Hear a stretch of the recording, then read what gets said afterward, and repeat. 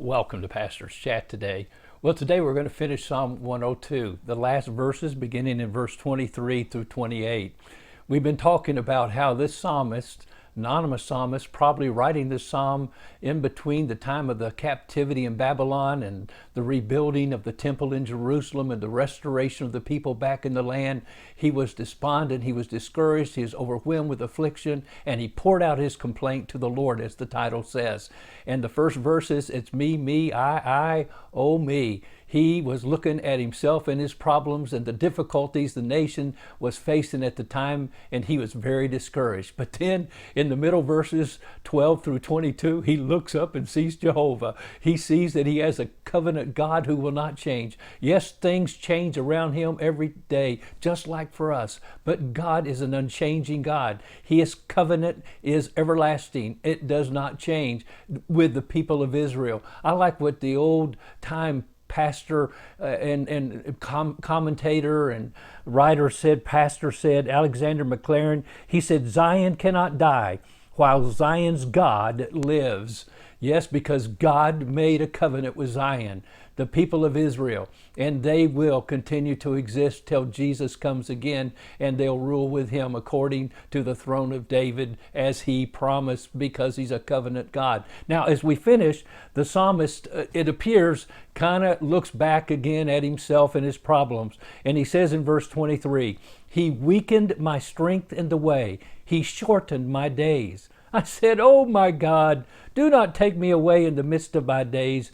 Your years are throughout all generations.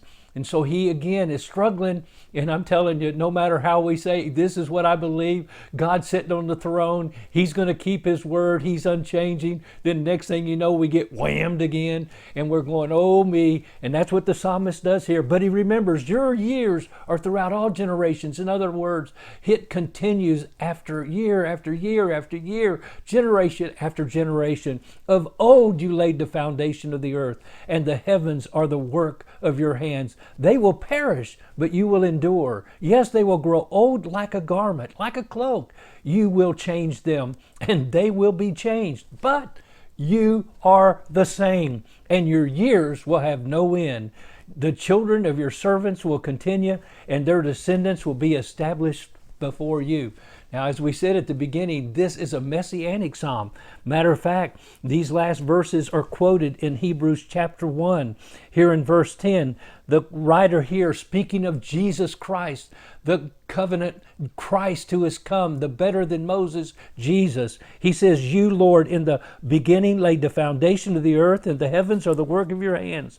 They will perish, but you remain. They'll all grow old like a garment, like a cloak. You will fold them up and they will be changed, but you are the same, and your years will not fail. In other words, to the Son, he said, as we read in these verses, speaking of Jesus Christ. And then, of course, the last verses in Hebrews chapter 13, we love these verses. He says, let your conduct be without covetousness, 13:5. Be content with such things as you have. For he himself has said, I will never leave you nor forsake you. So we boldly may say, the Lord is my helper.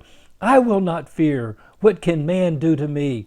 Remember those who have the rule over you, who have spoken the word of God to you, whose faith follow, considering the outcome of their conduct. Jesus Christ is the same yesterday, today, and forever. So don't be carried about with various and strange doctrines. Establish your heart with grace in the Word of God, in Jesus Christ himself.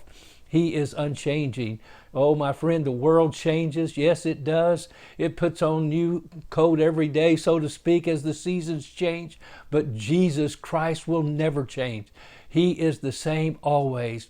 He'll never change. He's Alpha and Omega. He's the great I am. He's the ever-present tense God. He is not I was or I will be. He is I am that I am. You can put your faith and your hope and your trust in him today, and I trust that you will. This is an awesome Psalm 102, and that's what the psalmist says. The children of your servants will continue, and their descendants will be established before you.